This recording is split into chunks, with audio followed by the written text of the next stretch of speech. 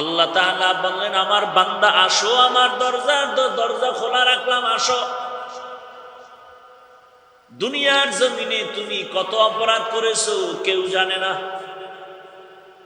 আমার দেওয়া পানি, আমার দেওয়া বাতাস, আমার দেয়া সূর্যের আলো, চাঁদের আলো সব তুমি ভোগ করো রে গোলাম। এরপরও দেখছো নি তোর মা তোর বাবায় সামান্য কিছু তোর আয়োজন করেছে, জামা কাপড় দেয়, খানা দেয়, বিয়ে শাদী দেয়, এরপরও স্বার্থে আঘাত লাগলে সহ্য করতে পারে না। কিন্তু আমি আল্লাহ কেমন দয়ার মালিক, তুই যেই পরিমাণ সারা রাত দরওয়াজা জানালা আটকাইয়া মোবাইলটা হাতে নিয়ে যেই পরিমাণ জেনা করো, মোবাইলটা সামনে নিয়ে চোখের জেনা, হাতের জেনা, জবানের জেনা, অন্তরের জেনা, কানের জেনা চলে সারা রাত। এত পরিমাণ গুনাহ করো, যদি এই গুনাহ তোর মা দেখতো তুই গুনাহ করো, তোরে সন্তান হিসাবে ঘৃণা করত, বাবাও মহাব্বতের নজরে দেখতেন না, স্ত্রী স্বামী বলে পরিচয় দিত না। নামাজ নামাজের মতো হয় না। নামাজ মানুষের জীবনের পরিবর্তনের একমাত্র পথ নামাজ, এবং মুসলমানের বড় এক নিশানা নামাজ। as-সালাতু ইমাদুদ্দিন, ফামান আকামাহা আকামাদ্দিন, ওয়ামান হাদামাহা হাদামাদ্দিন। দ্বীনের খুঁটি হলো নামাজ। যে ব্যক্তি নামাজ রাখলো সে দ্বীনের খুঁটি ঠিক রাখলো, দ্বীন রাখলো। আর যার নামাজ নাই তার দ্বীনের খুঁটি নাই, খুঁটি না থাকলে ঘর থাকে না, অর্থাৎ ইসলাম থাকে না। ভিন্ন হাদিসে নবী বলেন, বাইনাল আবদি ওয়া বাইনাল কুফরি তারকুস সালাহ। মুমিন আর বেঈমানের মধ্যে ব্যবধান হলো নামাজ। বেঈমানেরা নামাজ পড়ে না, মুমিনেরা নামাজ ছাড়ে না। তাহলে বেঈমান নামাজ পড়বে না, মুমিন নামাজ। এখন এখানে যদি আমি জিজ্ঞাসা করি, ভাই নামাজ দৈনিক কত ওয়াক্ত, সবাই বলবে 5। পড়া লাগবে নি? বলে অবশ্যই। মাঝে মাঝে ছেড়ে দেওয়া যাবে কিনা? যাবে? সবাই বলতেছে যাবে না, মানে তাজা ফতুয়া দিয়ে দিলেন। অথচ এখানে আপনারা ফতুয়া দিয়েও এমন ব্যক্তি আছেন যে আজকে ফজর পড়েন নাই, জোহর পড়েন নাই, আসর পড়েন নাই, মাগরিব পড়েন নাই, এশাও পড়েন নাই। আজকে রাতের ফজর পড়বেন কিনা তারও কোনো চিন্তা নাই, কারণ মোবাইল আপনার হাতে আছে, সারা রাতের ডিউটি মোবাইল। মোবাইলের ডিউটি, মোবাইলের হক আদায় করতে করতে কখন ফজর হয় খবর নাই। কি ছেলের হক আদায় করতে না পারলেও, স্ত্রীর হক আদায় করতে না পারলেও, অন্তত মোবাইলের হকটা আদায় করলেও তো একটা রাস্তা জান্নাতের খুলবে। আল্লাহ হেদায়াত দান করুন। আল্লাহ পাক দুনিয়ার সবাইকে ডাকছেন, আসো। নফসের ধোকায় পইরা কে কোথায় গেছো? হিন্দু, বৌদ্ধ, ইহুদি, খ্রিস্টান, তোমরা যে লাইনে আছো, তোমরা আমার বান্দা, আসো। আমি তোমাদের স্রষ্টা, তোমাদের কেউ সৃষ্টি করে নাই। আমি তোমাদের আদর করে বানাইছি। আমি আল্লাহ তোমাদেরকে জান্নাত দিতে চাই এবং বিনা হিসাবে জান্নাত দিতে চাই। আমি আল্লাহ মায়ার নজর করে ডাকছি, আসো, তওবার দরজায় ফিরিয়ে আসো। এই যে সবাইকে ডাকছেন, যদি বলতেন মুমিন তো মুমিন, বেঈমান বাদ। যদি আল্লাহ তওবার দরজায় মুসলিম শব্দ বলতেন তো সব বেঈমান বাদ হতো। আল্লাহ এমন একটা শব্দ চয়ন করেছেন, যেই শব্দ হলো বান্দা। ইয়া ইবাদি, শুধু বান্দা না, আমার বান্দা। বান্দা বলতে দুনিয়ার সব আল্লাহর বান্দা। হিন্দুরাও আল্লাহর বান্দা, ইহুদি আল্লাহর বান্দা, খ্রিস্টানও আল্লাহর বান্দা, বৌদ্ধরাও আল্লাহর বান্দা, আমরাও আল্লাহর বান্দা। দুনিয়াতে এমন একটা মানুষ নেই যে আল্লাহর বান্দা না। সব আদম নবীর সন্তান, আল্লাহর বান্দা। আবার আল্লাহ বলেন আমার বান্দা। আরে বান্দা বললেই তো কার বান্দা? আমার বান্দা আবার আল্লাহ কেন বললেন? আল্লাহ বলেন আমি বেশি মায়া করে বানাইছি, এই জন্য আমার বান্দা বলেছি। সূর্য বানাইছি আমি, কিন্তু বলি না আমার সূর্য। চাঁদ আমি বানায় বলি না আমার চাঁদ। জমিনটা আমি বানাইছি ঠিক, তবে বলি না আমার জমিন। আমি আল্লাহ আসমান বানাইছি, তবে বলি না আসমান আমার। পাহাড় বানাইছি, বলি না আমার পাহাড়। আমি শুধু মানুষকে বললাম তোরা আমার বান্দা। কেন বলি না আমার আসমান, আমার জমিন, আমার চাঁদ, আমার সূর্য, আমার বান্দা কেন বলেছি? এর একমাত্র কারণ আসমান জমিন গ্রহ নক্ষত্র সব আমি বানাইছি, তবে আমার জন্য বানাই নাই। আর মানুষের কেন আমার বান্দা বলেছি? কারণ এই মানুষগুলো আমি আমার ইবাদতের জন্য বানিয়েছি। সব মাখলুক আমাদের জন্য। قال رسول الله صلى الله عليه وآله وسلم الدنيا خلقت لكم وأنكم خلقتم للآخرة। আল্লাহ বলেন দুনিয়াতে যা কিছু দেখো সব তোমার জন্য, তুমি শুধু আল্লাহর জন্য। জমিন আমার জন্য, এজন্য জমিন আমার কথা শুনে। পাহাড় আমার জন্য, তো পাহাড় আমার কথা শুনে। আসমান আমার জন্য, এজন্য আমার কথা শুনে। আপনি বলবেন কই, পাহাড় তো আমার কথা শুনে না। বেশি বেশি বিড়ি টানবেন তো আরো শুনবে। হ্যাঁ, মানুষ হন। মানুষ যদি হইতে পারেন, বাঘ আপনার কথা শুনবে কি? বাতাস আপনার কথা শুনবে, পিপিলিকা আপনার কথা শুনবে। উজানির জমিনে ঘুমন্ত কারি ইব্রাহিম রহমতুল্লাহ আলাইহির ঘটনা বলি। বাঘরে বলছে, বাঘ এখানে আমরা বাড়িঘর করিয়া থাকবো, তুই অন্যদিকে চলে যা। বাঘ বাচ্চারে কাঁধে নিয়া কুমিল্লা জেলার লালমাই পাহাড়ে দৌড়ায় গেছে। অনেকে বলবে এটা কেমনে সম্ভব? এটা এমনে সম্ভব, এটা এমনে সম্ভব। গ্রাম অঞ্চলে গেলে দেখবেন গরু দিয়া হাল চাষ করেনি। আচ্ছা, যারা চাষি চাষ করে, যারা, এরা কি বলেন না কেন? যারা চাষি এরা কি বিয়ে পাস? সাধারণ মানুষ, নামাজও নাই, ডান বামও নাই, যেখানে রাত সেখানে কাজ, পায়ে এই পর্যন্ত কাদা, এর মধ্যে ভাত খাইতেছে।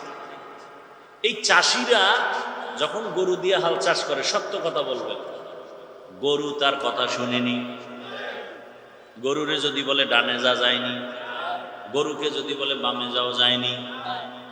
একটা বেনামাজি চাষির কথা যদি গরু শুনে, একজন আল্লাহর খাস ওলির কথা কেন বাঘ শুনবে না? ওইটা বুঝে, এটা বুঝে। খাকো বাদ আবওয়াতিশ বন্দান বামানে তু মুর্দা বা জিন্দা আন। তুমি আল্লাহর হয়ে যাও, গোটা দুনিয়া তোমার হয়ে যাও। মান কানা লিল্লাহ কানা আল্লাহু লাহ। তুমি আল্লাহর হয়ে যাও, গোটা দুনিয়া তোমার হয়ে যাবে। গর্তের পিপিলিকা তোমার কথা শুনবে। তুমি যদি আল্লাহর হতে পারো, গোটা দুনিয়ার মখলুক তোমার গোলাম হতে বাধ্য হয়ে যাবে। নিজের চোখে তাকায় দেখছি, আল্লাহর একজন প্রিয় ওলিয়ে কামেল ফজরের সময় রাতের বেলা ঘুমাইছি আমরা সবাই একটু দেরিতে ঘুমানোর পরে ফজরের সময় উঠতে হালকা দেরি, সূর্য উঠবে মনে হয় 5-7 মিনিট বাকি। আল্লাহর ওলি বলে দৌড় দিছে তাড়াতাড়ি ওযু করার জন্য। আর ওযু করিয়া আসমানে তাকায়, আল্লাহ নামাজটা পড়ার সময় দাও, সূর্য যেন না উঠে। হুজুরে নামাজ পড়াইছেন, আমরা নামাজ পড়িয়েও দেখি সূর্য এখন উঠে নাই। এই আল্লাহর কাছে মানুষ ছাড়া আপন কেউ আছে বলেন? আর সেই মানুষের মধ্যে সব থেকে আরো আপন কারা? যারা ঈমানওয়ালা, ঠিক না? ঈমানওয়ালাদের মধ্যে আল্লাহর কাছাকাছি আরো যারা আমলওয়ালা। আবার ঈমান আমলওয়ালাদের মধ্যে সর্বোৎকৃষ্ট আল্লাহর খুবই কাছে এরা তাকওয়াওয়ালা। আর তাকওয়ার স্লোগান কি?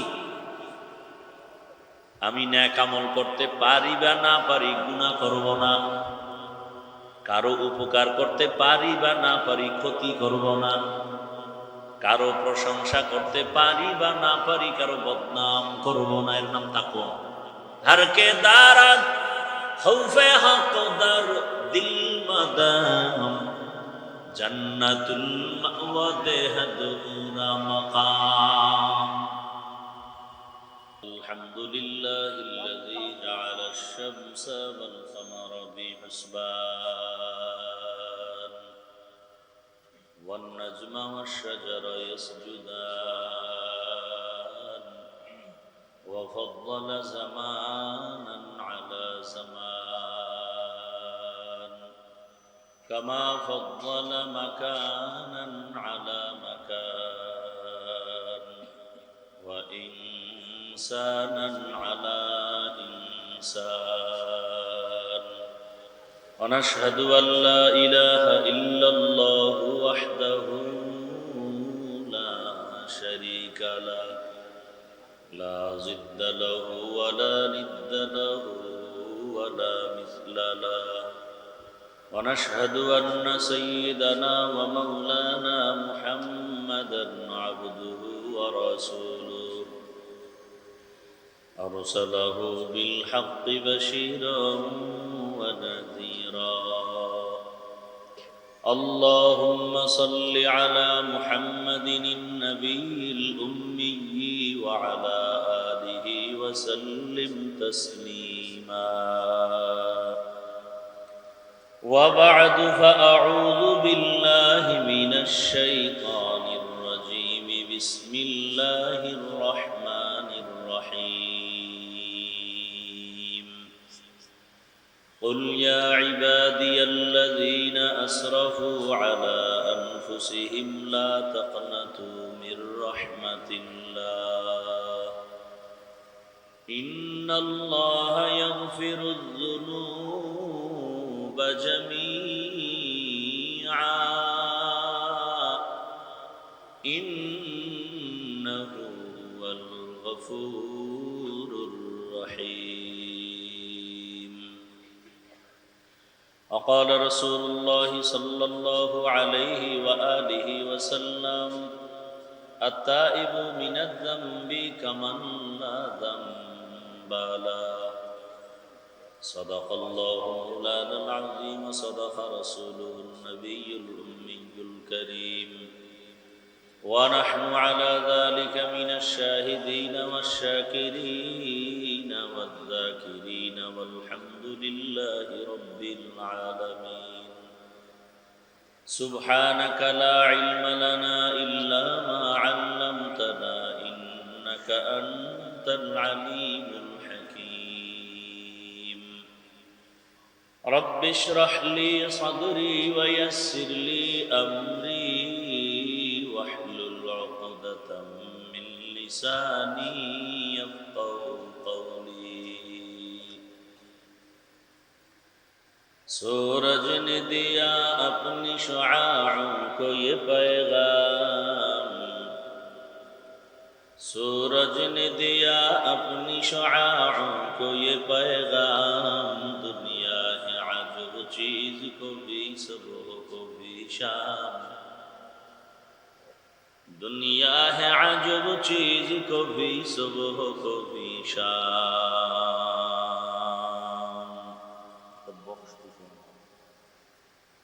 दुनिया में हो दुनिया का तलबगार नहीं हो, दुनिया में हो दुनिया का तलबगार नहीं हो। बाजार से गुजर हो खरीदार नहीं हो, बाजार से गुजर हो खरीदार नहीं हो। मकबूल है शाद है काबिल तू बहुत है, मकबूल है शाद है काबिल तू बहुत है। आए ना के मानंद तू नहीं दिल तू बहुत है, आए ना के मानंद तू नहीं दिल तू बहुत है। এলাকাবাসীর উদ্যোগে আয়োজিত ইসলামী মাহফিল 20 অক্টোবর 2025 মহতিয়ে মাহফিল উপস্থিত মোহতারাম সম্মানিত সভাপতি আলহাজ মোহাম্মদ আরিফ হোসেন সাহেব, হযরত উলামায়ে কেরাম, এলাকার বিভিন্ন স্থান থেকে আগত আল্লাহ পাকের আশিকিন, জাকিরিন, শাকিরিন, মুহিব্বিন, মুরব্বিয়ান এজাম, কলিজার টুকরা আমার সমবয়সী যুবক বন্ধুগণ, স্নেহের ছোট ভাই, পর্দার আড়ালে মা বোনেরা, আল্লাহ পাকের দরবারে শুকর যে আল্লাহ আমাদেরকে সুস্থ রেখেছেন, আলহামদুলিল্লাহ। জীবনের এক অমূল্য সম্পদের নাম সুস্থতা। টাকা পয়সা বাড়ি গাড়ি সব আছে, কিন্তু আপনি অসুস্থ, জীবনের কোনো মূল্য। আর টাকা পয়সা বাড়ি গাড়ি তেমন নাই, কিন্তু আপনি সুস্থ। আপনার মতো সুখী আছে কেউ? আল্লাহ আমাদের সুস্থতাকে দায়েমান কবুল করেন। হাজারো লাখো মানুষের ভেতর থেকে আমাদেরকে আল্লাহ বাছাই করে এখানে হাজির হওয়ার তৌফিক দান করেছেন। আর একবার বলি আলহামদুলিল্লাহ।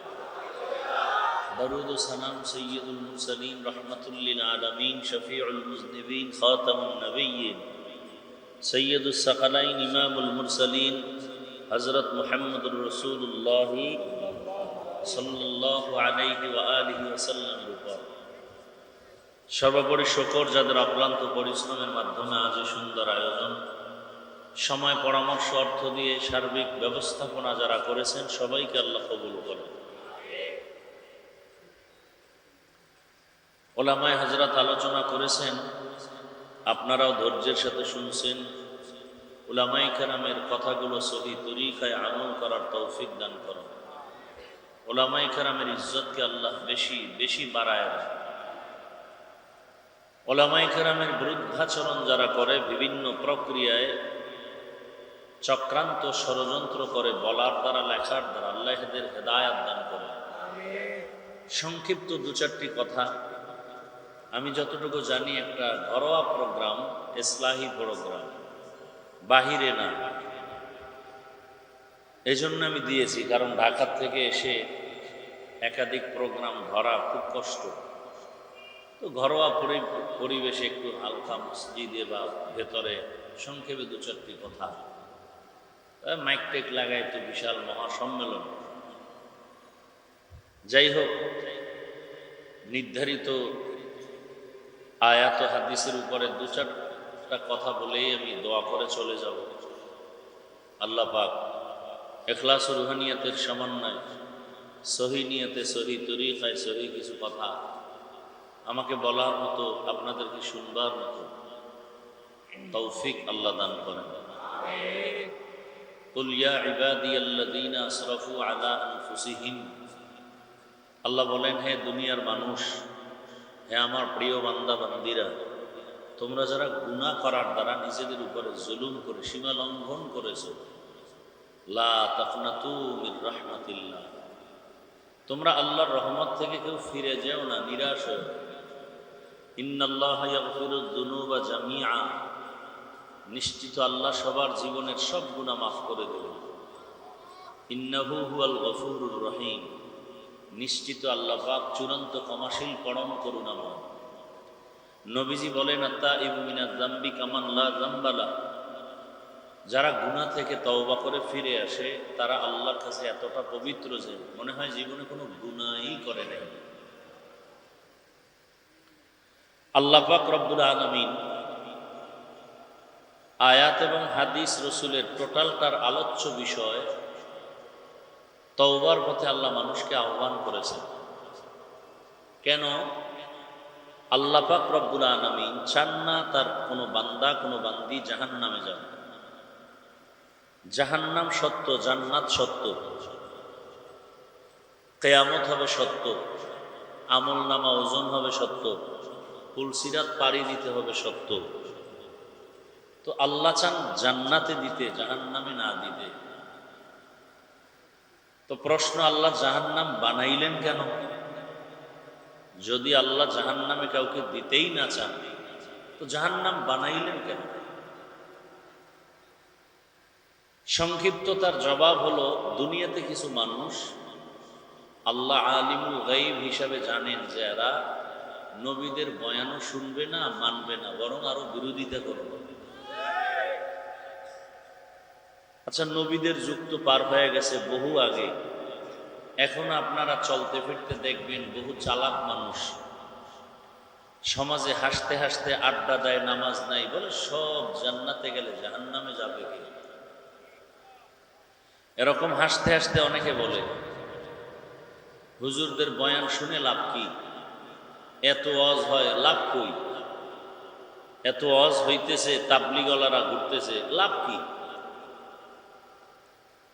এখন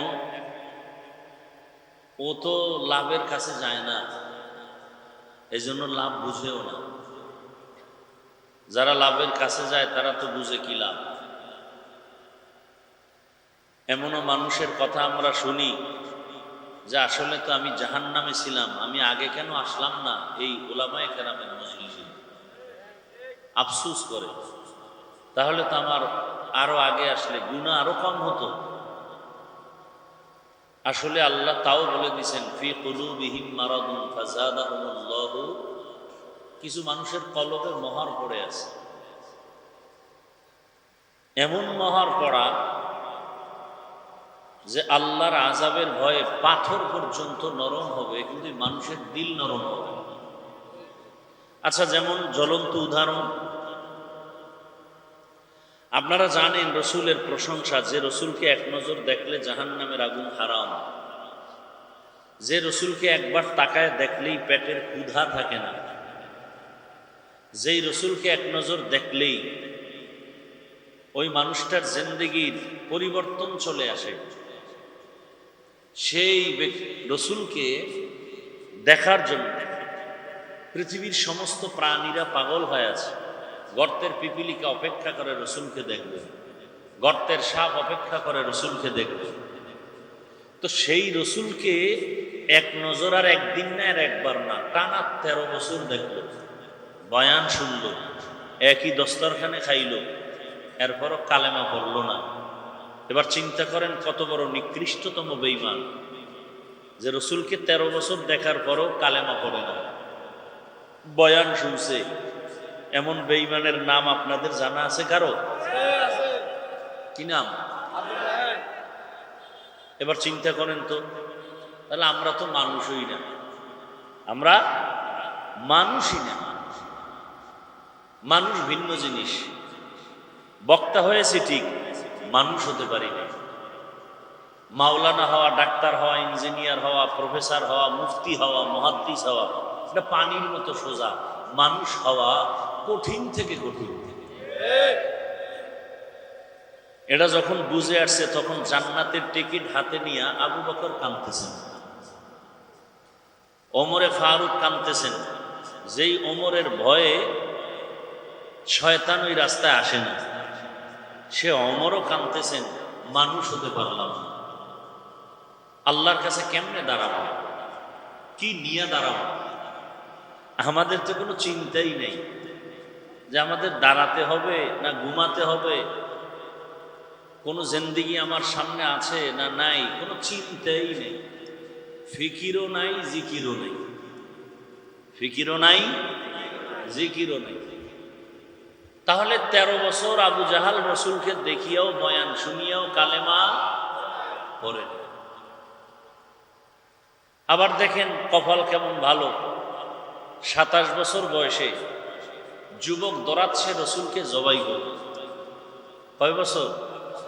27 বছরের যুবক তরবারি নিয়ে দৌড়ায়, কাকে জবাই করবে? রসুলকে দেখা মাত্র তরবারি ফালায় কালেমা করে ফেলেন। এই কপালওয়ালাকে বড় কঠিন হালাত। তো আবু জাহাল জাহান্নামে যাবেই, হাতের মুষ্টিতে পাথর নিয়ে কয়, বলো তো ভাতিজা কি আছে? বললে কি হবে? বলে কালেমা পড়বো। নবী বলেন, আমি তো বলতে পারি না, হাতের মুষ্টিতে যা আসো তোমরা আওয়াজ দাও। পাথরগুলো কালিমায় শাহাদাতের আওয়াজ দিল। আবু জাহাল পাথরগুলো ফালায় দিয়ে বলে, মুহাম্মদ তুমি আসলে একটা জাদুকর। আল্লাহ বলেন, দুনিয়াতে কিছু মানুষ নবী পাইবে, মানবে না, চিনবে কিন্তু মানবে না। আবু জাহাল রসুলকে চিনছে না, ভালো করে চিনছে, যে কারণে রাতের গভীরে রসুলের দরজার কিনারায় গিয়া গোপনে রসুলের তেলাওয়াত শুনত। অন্যান্য লোকেরা দেখে বলে কি সারাদিন নবীরে গালি দাও, এখন কেন তার পক্ষে আওয়াজ, আরে তার তেলাওয়াত শুনো। বলে যা কিছুই বলি না কেন, এই আওয়াজের মতন মজার কোনো আওয়াজ নেই। কিন্তু কপাল বড় খারাপ, তাহলে দুনিয়াতে কিছু মানুষ ইচ্ছা করেই জাহান্নামে যাবে। আল্লাহ ওদের জন্য জাহান্নাম বানায় রাখছেন, একটু গিয়ে দেখ না মজা কেমন। কিন্তু আল্লাহ চান না কেউ জাহান্নামে যাবে। এর সব থেকে বড় দলিল অল টাইম তওবার দরজা খোলা। পাহাড় পরিমাণ গুনাহ করছে, তওবা করবে, সব মাপ, 1 সেকেন্ডে মাপ।